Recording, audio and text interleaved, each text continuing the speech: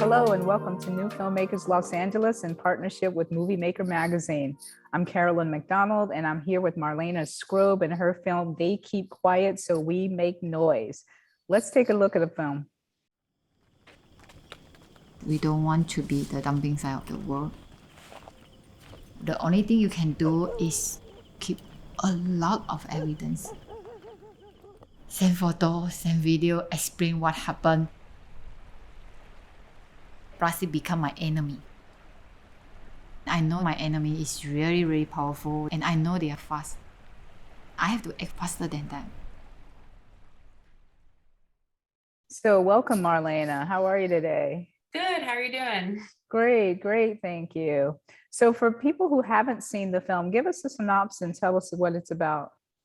Yeah, so They Keep Quiet So We Make Noise. It's the 12-minute documentary short, and it follows environmental activists in Malaysia on a night drive as they search for illegal recycling facilities.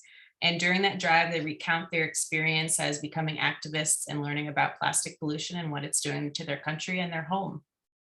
Great, thank you. And tell us how this project came to you. What inspired you to tell this specific story? Yeah, so it came from a simple question and one that we should be able to answer, but we can't. And it's, do you know where your waste goes? Do you know where your plastic goes? After you throw it out in a recycling bin, what happens to it? And I was pursuing my master's at the University of Washington.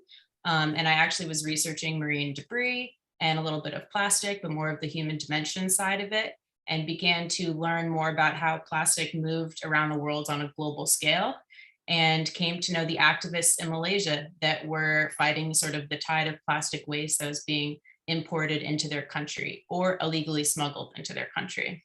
Right, right. So tell us about the production process of this and capturing the activists. What were their names and how you followed them on this journey in your film?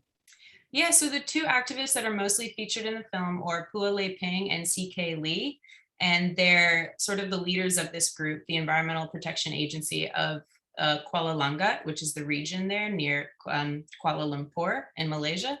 And basically, we got in touch with them through Greenpeace, but they sort of were on a lot of international news sites because for the past 2 years, before we started filming, they had been fighting plastic being smuggled into their country.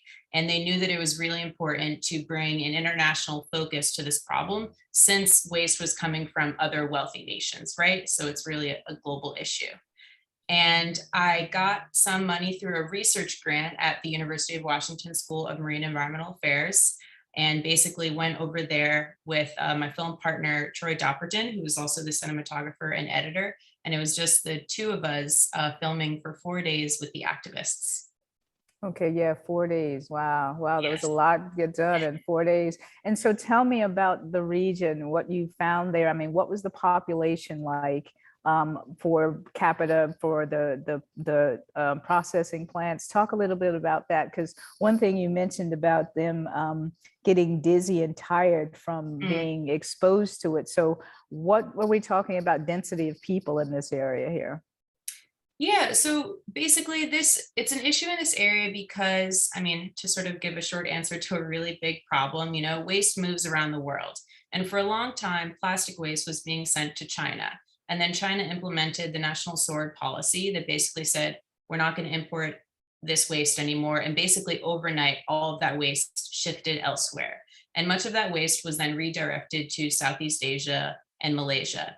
And overnight, all of a sudden, waste was basically piling up, right? Nobody wanted it. This plastic waste was dirty. Oftentimes, it wasn't even plastic that could be recycled. It was of lower quality, or it was mixed in with other waste.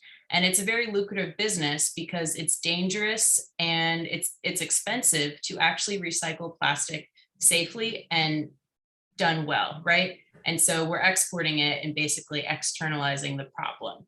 And so Gendron became a hotspot because it was near a port and there was lots of plantation fields, so they could easily smuggle in the waste. And so Pua and CK and the rest of their team, I mean, they were not activists, right? They were just going about their daily lives, and they would all of a sudden, get headaches. The air was very hazy at night. The facilities would burn this waste, and burning plastic, I mean, I don't know how to explain like what it smells like, but you know it when you smell it, right? Mhm, You know, yeah. you're like, oh, what is that? And it's kind of concerning.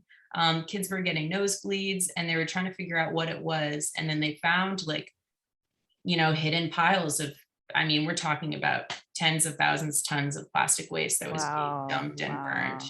Yeah. Wow. And what radius of a section right here where these two people were? Was it a mile or a couple of miles? But A couple miles, but I mean, it was happening everywhere in Malaysia, especially near the ports. really? Yeah, I mean, there's other groups that formed and they would communicate and still communicate because it's still a problem via WhatsApp.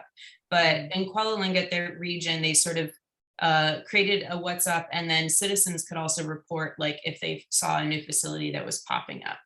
But Mm. in terms of this team, I mean, we have a lawyer, we have a chemical engineer, so they're a dynamic duo, right? But the rest of the team, I mean, there's someone that owns a restaurant. It's all sorts of people who basically just had to learn overnight the skills for grassroots activism, you know, documenting everything, reaching out to your local government, trying to get the news to cover it. I mean, it was a really intensive work going on. Yeah. Right. And how were they able to facilitate change during this time and get some of these places closed down? Yeah, and so our film, they are able to talk about that a little bit, but basically they documented and they put together these reports and reached out to the local government a lot and did not hear back. And then eventually over time, I think just because they were gaining so much attention in the local region and on an international scale, because these other reporters were hearing about what was going on, they were able to sort of reach a national level and garnered more attention, which I think speaks to their efforts and how much they really put time and effort into this. I mean, we're talking every night, every weekend, you know, always on the lookout, trying to help their community. Right. Were they able to get the places shut down?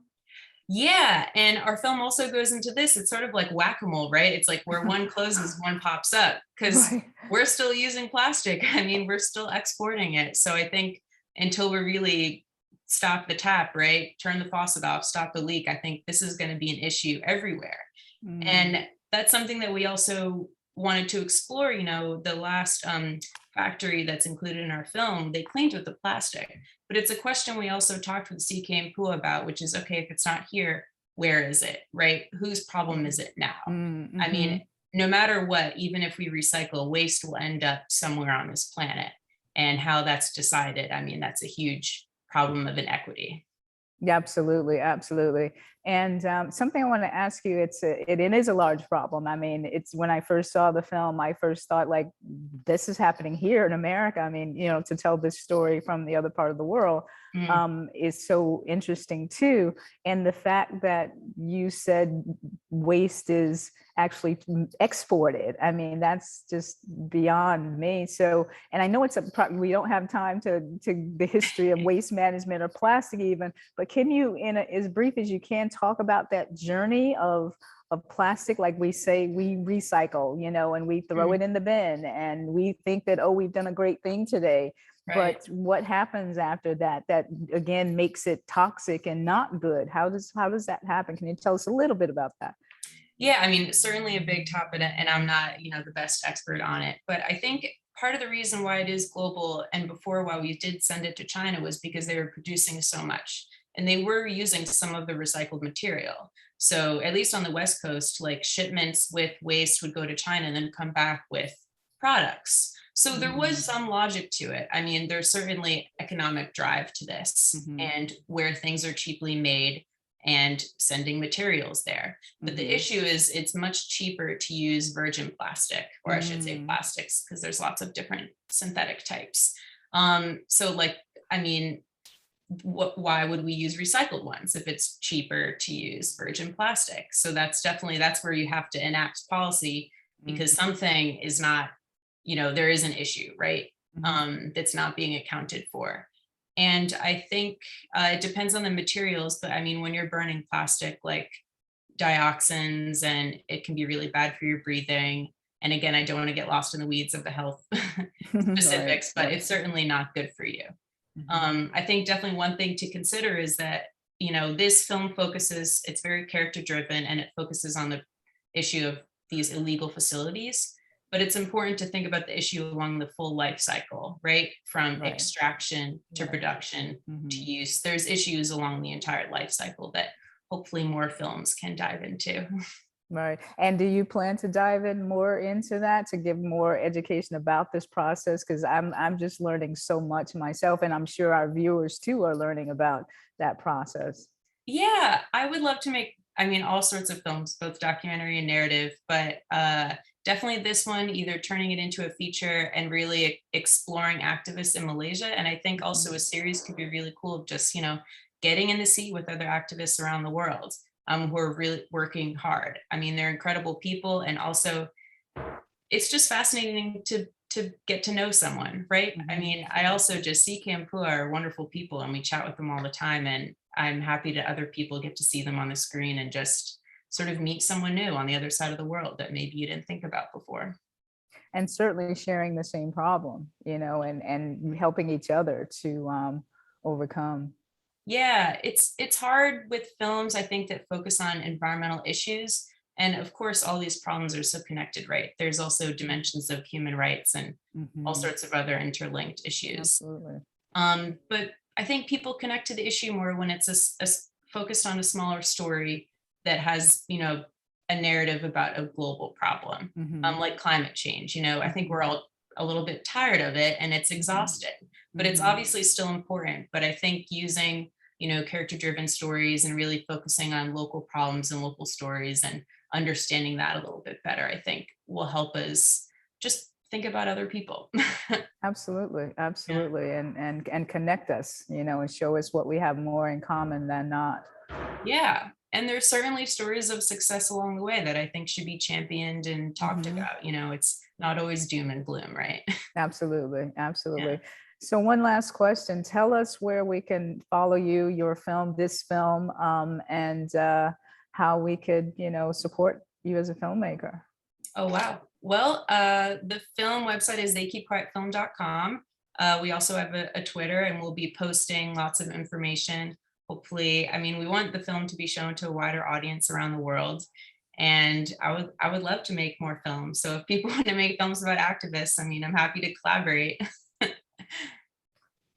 Great, Marlena. Well, thank you so, so much for coming in and chatting with us today. And I wish you all the best with all your future creative endeavors. Yeah, thank you so much. It's been a pleasure.